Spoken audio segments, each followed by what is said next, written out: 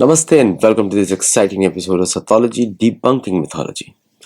Sathology के इस episode में बहुत बहुत स्वागत है।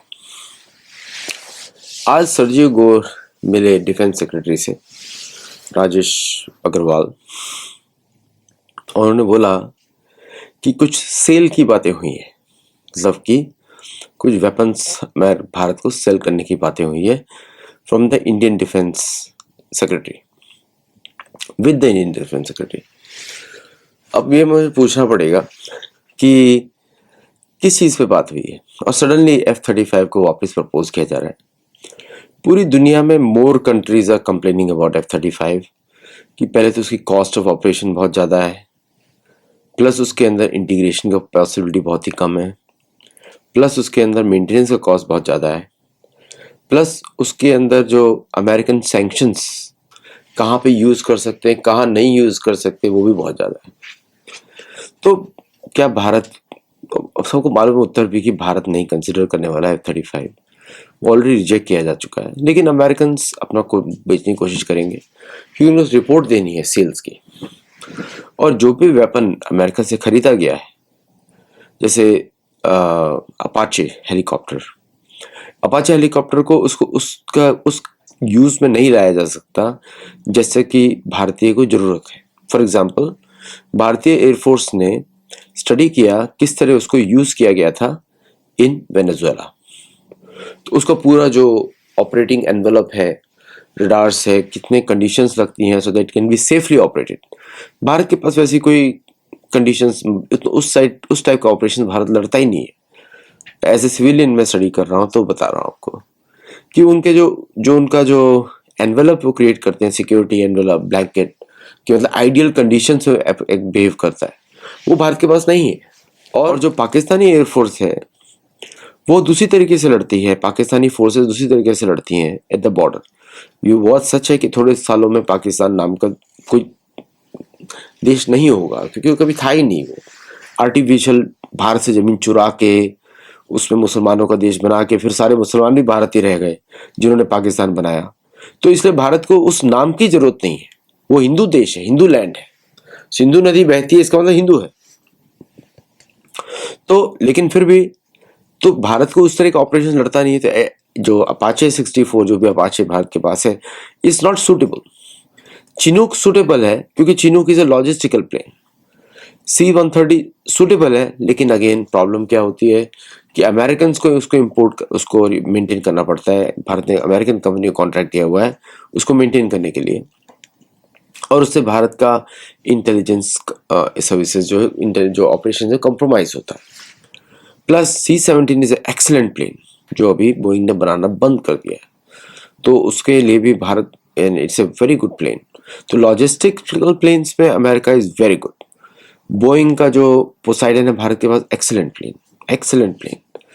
F-737 प्लेटफॉर्म पे आधारित है। 737 is a very long standing airframe. अब भारत उसी को कर रहा है C-295 में, या फिर वो एम्ब्रेयर में करेगा, लार्जर एम्ब्रेयर जेट्स में करेगा, जिसमें एम्ब्रेयर 390 भी आता है। वेरी गुड जेट्स जो कि C-130 की कैपेसिटी के ही हैं या उससे थोड़ा बेटर है in terms of speed and in terms of air frames और लैंडिंग। जो इनका जो स्पीड है, लैंडिंग जो रनवे लेंथ है वो भी उसका काफ़ी कंपेरेबल है और बेटर है। प्लस स्पीड उसकी ज़्यादा है क्योंकि प्रोपेलर नहीं है, जेट ड्रिवन है। तो ऐसे करके Bharat has all the options on logistic side also. On the C-17 category Bharat और रशिया का कुछ प्लान चल रहा है जहां पे Bharat will take the next generation of IL-76 Gajraj. बहुत ही सुंदर प्लेन है। मेरा बचपन से जिन लोगों को मालूम मेरे बारे में, मैं फोटोज कलेक्ट करता था प्लेन्स की बचपन से, तो मैं बेलीज देख के फोटोज प्लेन्स पहचान जाता था। अभी थोड़ा मेरा नए नए प्लेन्स को शायद मुझे मुश्किल होगा, मोस्ट ऑफ मेजर प्लेटफॉर्म से मैं समझ जाता हूँ कौन सा प्लेन है।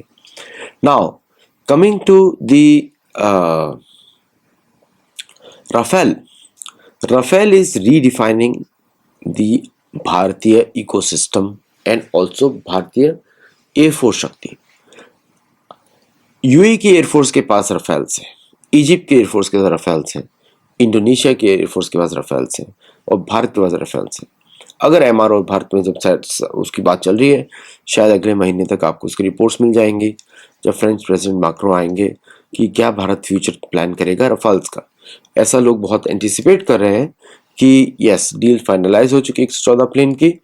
मैं तो तभी बताऊंगा जब वो एक्चुअली फाइनलाइज हो जाएगी, डॉटेड लाइन टू साइन हो जाएंगे उसके बाद, क्योंकि there are many things on tech transfer is being worked out, so don't jump the guns until that is done. अब आते हैं किस तरह रफाल की जो इकोसिस्टम जो है बनी है फ्रांस के साथ, प्लस उसका जो टेक ट्रांसफर भारत में हो रहा है, जब मैन्युफैक्चरिंग भारत में होगी, एयर फ्यूजलाज से लेके बाकी सब कैटेगरीज में, इंक्लूडिंग इंजन्स, क्योंकि साफरान के इंजन अब भारत में बनने जा रहे हैं, M88 इंजन्स, जिस पे हम लोग ट्राई कर सकते हैं कि शायद वो तेजस इंडिजिनस प्लेटफॉर्म्स पर भी आए वो इंजन्स।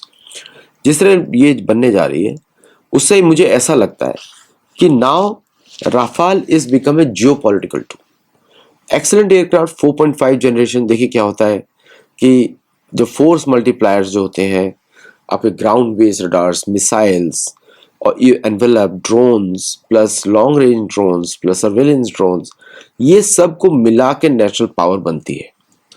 आप लॉजिस्टिक्स प्लेन को लगा लें, बिना लॉजिस्टिक्स के युद्ध नहीं लड़े जाते। ये पुरातन काल से है कि सप्लाई लेन बहुत बड़ी होनी चाहिए। जैसे मैं महाभारत की बुक जब मैंने लिखी, तब मैं देख रहा था supply chains for very big supply chains, कि जो लोग मर रहे हैं, शस्त्र चल रहे हैं, जो बर्बाद हो जाते हैं, तो मोर शस्त्र अवेलेबल। तो it was a huge Endeavour on the industrial scale पुराने समय में भी। तो आज में भी यही होता है, लॉजिस्टिक्स विंस वॉर्स, है ना। इसीलिए जो गुड एयरफोर्स और बैड एयरफोर्स के बीच में डिफरेंस है, good air force has longer logistical lines and bad air force has relatively shorter और no logistical lines। इसलिए कोई एक प्लेन नहीं खरीदता, दो प्लेन नहीं खरीदता। इस तरह आप देखेंगे कि it's very expensive to maintain also. एक छोटी सी एयरफोर्स अगर 20 प्लेन की भी रखनी है, it runs into billions of dollars, समझे आप। तो इसलिए all those factors are considered when you plan the air force. और भारत को तो 60 स्क्वाड्रन चाहिए, क्योंकि जितनी बड़ी इकोनॉमी, उससे बड़ी आपकी एयरफोर्स ऐसी होनी चाहिए कि यूरोप को भी डर लगे, अमेरिका को भी डर लगे, रशिया को भी डर लगे, चाइना को भी डर लगे। कोई किसी का दोस्त नहीं होता। और असुरों पे तो आप दोस्ती कर ही नहीं सकते। जो वेदों को नहीं मानते, जो गाय खाते हैं, काटते हैं, उन पे आप कभी भरोसा नहीं कर सकते। उनकी किसी भी बात पे भरोसा नहीं कर सकते। ओके, तो ट्रस्ट नाम की चीज गायब हो जाती है जहाँ पे गोहत्या इन्वॉल्व हो जाए। वो मेरा प्रिंसिपल है, और मैं उस पर हमेशा अपने दोस्तों पे भी मैं उसको, अगर किसी ने गाय का मांस खाता है या कोई खाता है, तो वो मेरे क्लोज फ्रेंड सर्कल में आ ही नहीं सकता, कभी भी नहीं आ सकता। तो अब जब आगे बढ़ते हैं कि ये जो भारत की जो राफेल डिप्लोमेसी है, इसमें ये सारी कंट्रीज भारत के साथ आ रही है धीरे धीरे। और जिस तरह बन रहा है अभी जो पॉलिटिकल सिनेरियो, असुरवाद भारत के आसपास, उसमें आप देखेंगे कि अब इंडियन एयरफोर्स और Indian navy will play bigger role, क्योंकि दोनों ही बियॉन्ड भारत की बाउंड्रीज ऑपरेट करती हैं। नेवी का अब रोल थोड़ा ज्यादा होता है, because navy can wage wars, है ना। Air force can defend territory, attack भी करती है, defend territory, but navy can project powers all over the world. तो भारत का जो फोकस है वो नेवी पे है। तो ज़्यादा एयरक्राफ्ट कैरियर्स मीन ज़्यादा स्टैंड ऑफ कैपेसिटी, और कहीं भी आप लगा सकते हैं उसको बेड़े के साथ, और it can win Wars. आर्मीज can defend the borders and आर्मीज can also occupy territory. तो ये जो कॉम्बिनेशन है ट्राई सर्विसेज का, इट इज फिनोमिनल भारत का जो है। Now with the EU deal में बड़े बड़े प्लेन्स की बात हो सकती है। EU के पास भी C-17 जैसे प्लेन्स नहीं है, वो अमेरिका के पास है। और दुनिया में अमेरिकन एयरफोर्स के बाद Bharat is the largest operator of C-17 planes before Australia. तो number 2 is India, number 3 is Australia. और भारत को और भी इस तरह के प्लेन्स चाहिए। तो I think with the Russians designing new planes with better engines, better fuel, better maintenance, जो उनका रिकॉर्ड है, I think Bharat will consider them more actively than C-17 और सब, क्योंकि यहाँ पे कहीं भी सैंक्शंस लग सकते हैं। और अमेरिका की जिस तरह इकोनॉमिक हालत है, it is they are going to take every single ounce of जो भी उनको मिल सकता है deal take it, give take everything give nothing back, ऐसा उनका प्लान है। चलिए अब आगे चलते हैं इसके। सो अब भारत और ईयू की डील से अमेरिका में लग गई है आग। अब पूरे मीडिया में अमेरिका में छा गया है कि Europe has done a deal, Europe has backstabbed, और कुछ जो मागा हैंडल से वो बोल रहे हैं कि अब यूरोप में भर जाएंगे भारतीय लोग और वो लोग यूरोप की इकोनॉमी को खा जाएंगे, क्योंकि उन्हें डर लगता है भारतीयों से। देखिए, न भारतीय कोई टेरर करता है, न कोई भारतीय they pay taxes, they focus on their families, they don't interfere in anything and they are productive employees. Europe को ये सब बातें बहुत पसंद आती हैं भारतीयों की। पूरी दुनिया में आप कहीं भी चले जाइए, सभी लोग भारतीयों से प्रेम करते हैं, किसी को भारतीयों से प्रॉब्लम नहीं होती। भारतीय मतलब हिंदू जो वेदों में मानता है। बाकी लोग जाते हैं वो एंटी इंडिया प्रोग्राम करते हैं, जो बाकी रिलीजन्स के लोग हैं भारत में वो एंटी इंडिया प्रोग्राम करते हैं, बार बार हिंदुओं के विरोध, हिंदुओं के दिस, वो बन जाते हैं अब फॉरेन कंट्रीज की इंटेलिजेंस जो भारत को डिस्टर्ब करना चाहती है उनके साथ काम करते हैं। जैसे राहुल गांधी है, राहुल गांधी उन्हीं के लोगों से जाके मिलता है जो भारत के दुश्मन है। मैंने देखा था मीटिंग सलमान खुर्शीद का न्यूयॉर्क में, सारे वो मैं पहचान ही नहीं पाया कि भारतीय लोग हैं, ज़्यादा से ज़्यादा पाकिस्तानी थे और कुछ ऐसे लोग थे जो भारत में टेररिस्ट बोले जाते हैं। मैंने ऐसी मीटिंग्स देखी हैं इन लोगों की, तो मुझे पता है कि ये लोग किससे ऑपरेट करते हैं। तो भारतीय का अर्थ होता है जो वेदों में माने, जो सनातन धर्म में माने, वही भारतीय, बाकी सब कोई भारतीय नहीं है। बाकी सब तो अपना फॉरेन का एजेंडा चलाते रहते हैं। जैसे ए आर रहमान भी भारत में सारा पैसा हिंदू से कमाया, बाद में गाली। और सूफियाना सॉन्ग, सूफियाना सॉन्ग तो हॉन्टेड होता है, कितना अजीब सा लगता है सॉन्ग, है ना। कोई सूफी को कितने हिंदू मारे हैं सूफियों ने, हिंदुओं का नाम ले लेके कितने मारे हैं। तो इसलिए कोई सूफी उस हर जगह डाल देता है वो हॉन्टेड सॉन्ग, तो अब सडनली बोलता है मुझे बड़ा अभी एनवायरनमेंट चेंज हो गया। तो पहले तुम्हारा राज था तो कुछ नहीं था, और तुम दिलीप से कैसे बन गए ए आर रहमान, अल्लाह रखा है रहमान, कैसे बन गए? सो नॉनसेंस। तो ये सबके अंदर कीड़ा है इन लोगों के अंदर। जैसे बाहर से बाहर निकलते हैं, भारत की बुराई, हिंदुओं की बुराई, हिंदुओं से ही सब कुछ छेड़ा है। पूरा लेफ्टिज्म हिंदुओं के अगेंस्ट, पूरा कम्युनिज्म हिंदुओं के अगेंस्ट। जबकि हिंदुइज्म जो है, सनातन धर्म जो है वो, हिंदुइज्म जो है वो, सॉरी लेफ्टिज्म है वो कैथोलिसिज्म से आता है। कैथोलिसिज्म ही लिबरलिज्म, लेफ्टिज्म और ये सब वहीं से आते हैं सारे। सो ओवरऑल अगर हम देखें तो अमेरिकन मीडिया में आग लगी हुई है। सर्जी गोर को भी मालूम है कि प्रेसिडेंट ट्रम्प भी चुप बैठ गए और बोलते हैं कि हम टैरिफ बढ़ाएंगे। अरे भाई 100% कर दो, 50% कर दो। और कुछ लोग बोल रहे हैं कि yes Trump will offer some better deal to India, you know, some better deal to India, तो उस पर करेंगे। और हम लोगों को पे नहीं करता है, बाय द वे, हम लोगों को इंडिया के लिए पे करने के लिए कोई बोलता नहीं। हम लोग तो जिसको सनातन धर्म से प्रेम उसको भारत से भी प्रेम, क्योंकि हमारे सारे तीर्थ ही वहां पर है ना। कलयुग का सबसे बड़ा तीर्थ होता है गंगा का तट, तो हमारे तो तीर्थ ही वहां पर है सारे। दुनिया का सबसे देवता भी प्रेफर करते हैं भारत को, तो इसलिए हम लोग का भी दायित्व है कि जिसकी गुणगान देवता भी करते हो तो वो भारत भूमि बड़ी स्पेशल है। तो अब अमेरिका में लगी है आग, क्योंकि उनको मालूम है क्या होने जा रहा है।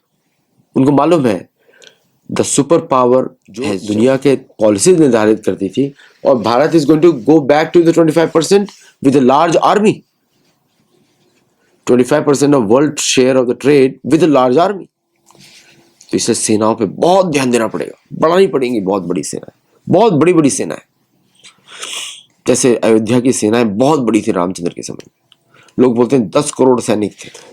तो इससे बिग अपॉर्चुनिटी, और Rafale diplomacy has shocked the western world, plus EU trade deal और बाकी जो डील्स भारत ने साइन किए 22 देशों के साथ, इस फिनोमिनल। और लोग बोल रहे हैं कि एवरी 90 डेज, मतलब 90 डेज में 9 ट्रेड डील्स भारत ने साइन किए। ऑस्ट्रेलिया साइन हो गया, यूके साइन हो गया, अब शायद फ्रांस के साथ साइन हो गया, ईयू के साथ साइन हो गया, फ्रांस का पता नहीं। एंड तो ट्रेड डील्स चल रही हैं। रशिया के साथ तो ऑलरेडी उनका और भी बड़ा जो लास्ट पुतिन का विजिट था was all about trade, economics was all about trade. Okay, weapons नहीं था, वो पूरा विजिट वेपन्स का नहीं था। और अब जापान के साथ भी शायद ऐसा वर्कआउट करो, लेकिन अमेरिका अलाउ नहीं करेगा। तो ओवरऑल एक गुड मूवमेंट, और राफेल डिप्लोमेसी इज विनिंग। ऐसा लग रहा है कि joint Rafale patrols are coming up in this region. सिर्फ भारत ही सुरक्षा मेंटेन कर सकता है, बाकी कोई नहीं कर सकता, बाकी कोई देश नहीं कर सकता, सिर्फ भारत कर सकता है। So the opportunities are big और भारत के स्टेप्स भी उसी डायरेक्शन में दिख रहे हैं। So overall great day for Indian diplomacy. और आप और भी देखेंगे कि किस तरह more opportunities are coming for Indian in textiles in other places. तो हमसे जुड़िए, हमारे मेंबर्स बनिए। और ऑल्सो कोई there is a running model, तो अगर आप लोग कोई अर्थशास्त्र बेस्ड न्यू बिजनेस स्ट्रेटेजीज के ऊपर बात करना चाहते हैं तो you can always contact me. और हमारे गुरुकुल में जुड़िए टू लर्न अबाउट धर्म इन अ प्रॉपर वे। गुरुकुल का साइन अप फॉर्म है, वहाँ पे आप जुड़िए और गुरुकुल में साइन अप होकर जुड़िए तो that you attend the full course. बहुत बेनिफिशियल होगा आप सबके लिए। नमस्ते एंड जय Jagannath and I will see you in the next show.